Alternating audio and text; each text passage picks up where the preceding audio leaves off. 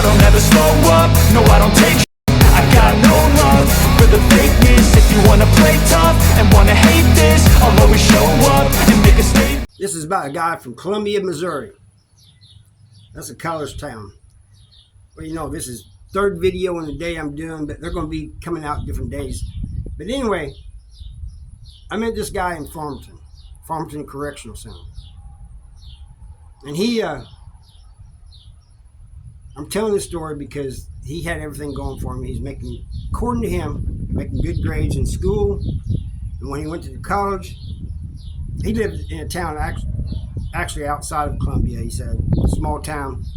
But he went to the Columbia College, making good grades, but he got in with the wrong crowd. Started doing things he shouldn't have done. Ended up in prison. And he thought about that all the time, man. He said, man, I had it made, man, and I messed up. I messed up big time. And so, you know, he knew my story, you know, went to prison for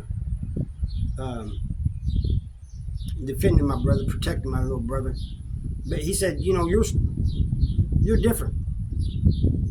Yeah, he goes, you broke the law, you took the law in your own hands, got rid of a sicko. He goes, but I had everything going for me, man.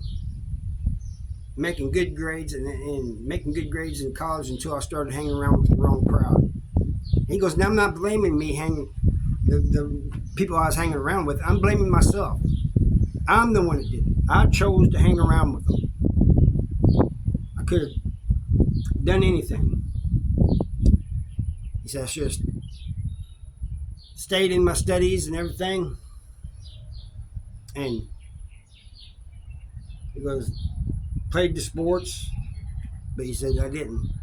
He goes, I even dropped out of the college. He goes, I just got so far gone, I stopped going. He goes, I didn't even go in there and say I'm out of here or nothing. He goes, I stopped going. So people out here who think that they're never going to go to prison, or that their sons or daughters are never going to prison, I hope that's true. I really hope and pray for that.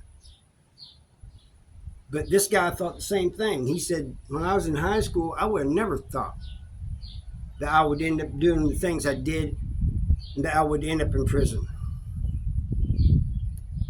And just like I was telling you about Joplin the other day, one decision, one little decision can alter your life, man. Change your life. I think for a lot of people, and this included me before I went to prison, I took everything for granted, you know.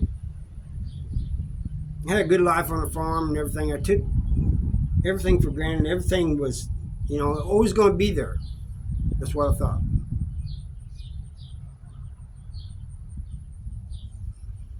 But that wasn't, you know, I messed up, you know.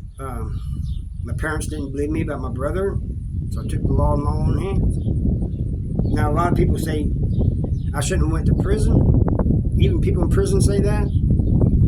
But the fact of the matter is, I took the law in my own hands.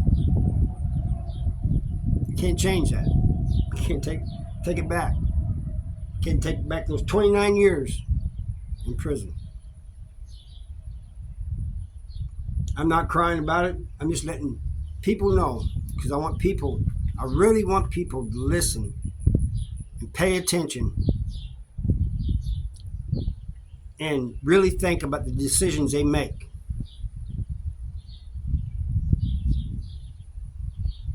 I mean, I'll say this until I'm blue in the face, because if I can just help one person, if one person gets the message,